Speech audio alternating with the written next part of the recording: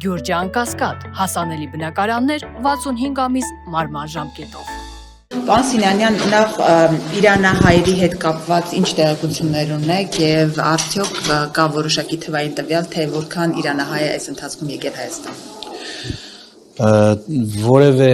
տվյալ կոնկրետ չունենք, քանիսն են եկել, բայց կարող ենք ասել հետեւյալը. որևէ արտառոց հոսք, այսինքն մարդկային հոսք իրանահայերի դեպի Հայաստան, որը որևէ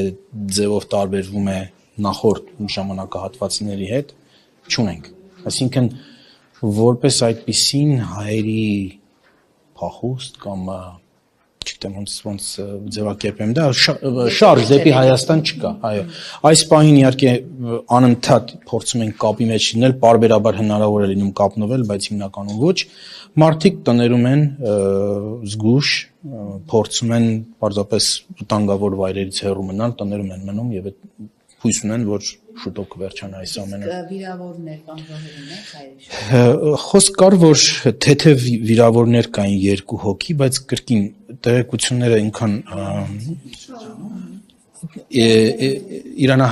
իրանահայերի թեթև վիրավորներ կային, բայց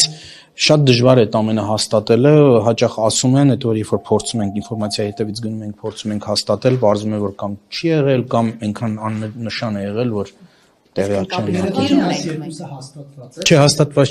հաստատված չի։ Իշմեք այդ ընդվզումների քաղաքական շարժման ընթացքում անընդհատ լուրեր էին պտտվում, թե քանի զոհված հայեր կային եւ այլն, բայց վերջում պարզվեց փաստորեն այդ ուռճացված թվերը մեղմ ասած իրականությանը չէին համապատասխանում։ Պարոն Սինյանյան, քանի որ դուք հաշվետվություններ եք ներկայացնում ձեր ոլորտի հետ կապված, մի այսպիսի հարց, քանի որ վերջին շրջանում մենք հասկացանք Նիկոլ Փաշինյանի հայտարարությունից, որ դուք նաև պետական կառույցի ներկայացուցիչ եք, որ արդեն հրահանգ կա, որ Արցախի հետ կապված որևէ թեմա չպետք է արծարծել, որովհետև դա կարող է հրահրել պատերազմ եւ դա արտաքին քաղաքականությանը համահունչ չի։ Արդյոք Սփյուռքին տրվել է այդ մեսիջը, արդյոք Սփյուռքը հայերին տրվել է կառույցների նկատի ունեմ, որ այլևս Արցախի հետ կապված ցույցեր, թեմաներ չարծարծել, որևէ ձևով Արցախի մասին չանդրադառնան դրսում։ Իհարկե ես կարող եմ պատասխանել միայն նրա մասին, որքանով ես եմ տեղեկացված, ոչ չի տրվել, նման ցուցում չի եղել որևէ մակարդակով, որևէ կառույցի, որևէ անհատի Սփյուռքում, ավելին ասեմ, որ նման ցուցում չի տրվել նույնիսկ մեզ, օրինակ ինձ նման ցուցում չի եկել վարչապետից եւ վարչապետը իմ անմիջական ղեկավարն է, հետեւաբար միայն կարող եմ ասել, որ ոչ։ Այսինքն դուք Արցախի շարժման հետ կապված որ հայտարարություններ անեք, չեք շեղվի։ Ես գիտեմ, թե ինչ հայտարարություններ կանեմ եւ ինչ հայտարարությունները համահունչ են մեր այսօրվա արտաքին քաղաքականությանը եւ այդ սահմաններում գիտեմ ինչպես մնալ, բայց որևէ ուղղություն, որ ինչպես դուք ինչպես ձևակերպեցիք, չի եղել։ Պարոն Սինյանյան, տեղեկությունները, որ Գերմանիայից 2 ինքնաթիռ է եկել արտաքսված հայերով, ճիշտ է իրականությանը համապատասխանում։ Տեղյակ չեմ, որովհետեւ դա միգրացիոն ծառայության խնդիրն է, սրանք սա Սփյուռքի խնդիր չէ, տեսեք, ի սկզբանե եթե մարդկանց արտաքսել են, նշանակում է այդ մարդիկ ոնց որ Սփյուռք չեն, այդ մարդիկ անօրինականորեն են դեռ գտնվել, այդ նույն խնդիրը Միացյալ Նահանգների հետ կա եւ պարբերաբար Միացյալ Նահանգները արտաքսում են մարդկանց։ Ռոբերտ Քոչարյանը, որը հայտնի դարձավ երեք լինելու է Հայաստան Դաշնքի վարչապետի տեխնացուն, ասում է միջև այս իշխանությանը Փաշինյանին չհեռացնեմ, չեմ հանգստանալու եւ իշխանության գալու դեպքում դուք բոլորդ պատասխան եք տալու այն ինչ արել եք Հայաստանի հետ, Արցախի հետ կապված, սա ինչպես կմեկնաբանեք։ Գիտեք, միակ պատճառը, որ նա նման հայտարարություններ է անում, նա է, որ ինքը պատասխան չի տվել իր արածների համար եւ որի համար ես շատ ցավում եմ, որովհետեւ պատասխան տված լիներ, տես բաներ չէր ասի։ Այսինքն Հայաստանի Հանրապետությունը աշխարհում աղքատ ամենահետամնաց երկրի վերածելու համար, նրա համար, որ ինքը հարստացավ, իսկ երկիրը դարձավ թշվառների երկիր, անպաշտպանունակ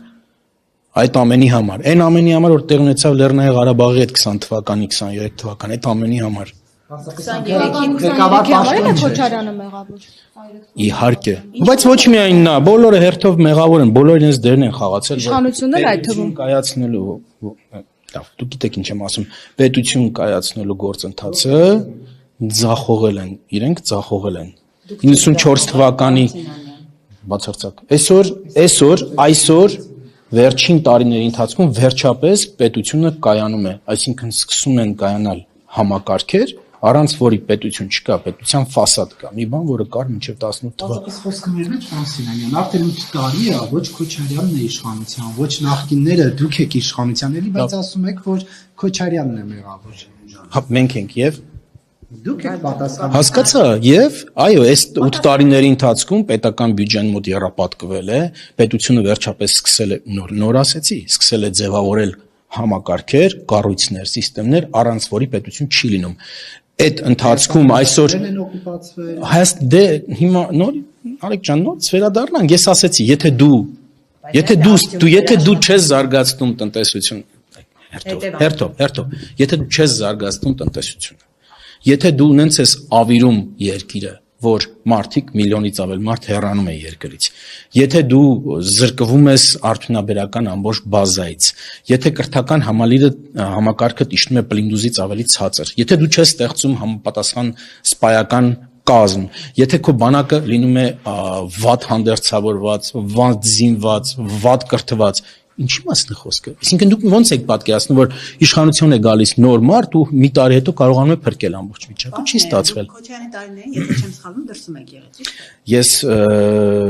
բոլշևիկների ժամանակվանից դեռ 88 թվականից Հայաստանում չեմ եղել։ Ձեր ինֆորմացիան, որ դուք հիմա ունեք, քան երրորդական մարդով է ձեզ հասել։ Դուք տեղում Հայաստանում չեք ապրել, չեք զգացել այդ ամեն ինչը։ Դուք ինչպես եք հիմա շատ վստահ պնդում, որ ամեն ինչ վատ էր։ Ուրեմն 32 տարիների ընթացքում, որ ես Հայաստանում չեմ եղել, եւ այո, այնտեղ կրթություն եմ մեծացել եմ, կրթություն եմ ստացել, հետո աշխատել եմ, հետո այնտեղ նաեւ քաղաքական գործունեությամբ եմ զբաղվել։ Այդ ընթացքում ես ի տարբերություն շատ եւ շատ հայերի, ամառներս հաճախ անցկացրել եմ Հայաստանում։ Ես 93 թվականին դեռ առաջի պատերազմի ժամանակ եկել եմ Հայաստանում եմ աշխատել, որովհետեւ իմ ժողովրդի հետ լինեմ։ 95 թվականին եկել եմ եւ կամավորական սկզբունքներով աշխատել եմ առաջին նախագահի աշխատակազմում Ժիրայր Լիպարյանի օգնական եմ եղել։ Դրանից հետո 97 թվականին եմ եկել, ժամանակ եմ անցկացրել, դրանից հետո միշտ ակտիվ եմ եղել, կապված եմ եղել Հայաստանի հետ միշտ, այսինքն եթե դες թվում որ չեմ եղել, դա նշանակում է որ չեմ տեսել թե ինչա տեղ ունեմ, չեմ տեսել թե աշկիս առաջ ոնց է երկիրը դեպի անդունդ գնում, չի նշանակում, ճիշտ է։ Բայց պարոն Սիմոնյան, դուք խոստովանեցիք, որ Նիկոլ Փաշինյանի գլխավորությամբ խաբել եք ժողովրդին, որովհետև ասում եք Քոչարյանը պատասխանատվության չի ենթարկվել, ցավում եմ դրա համար։ Դուք 18-ին, 21-ին մուրճը ասում եք, սա իրավական առումով իջնելու է այն օրինախախտների գլխին, բայց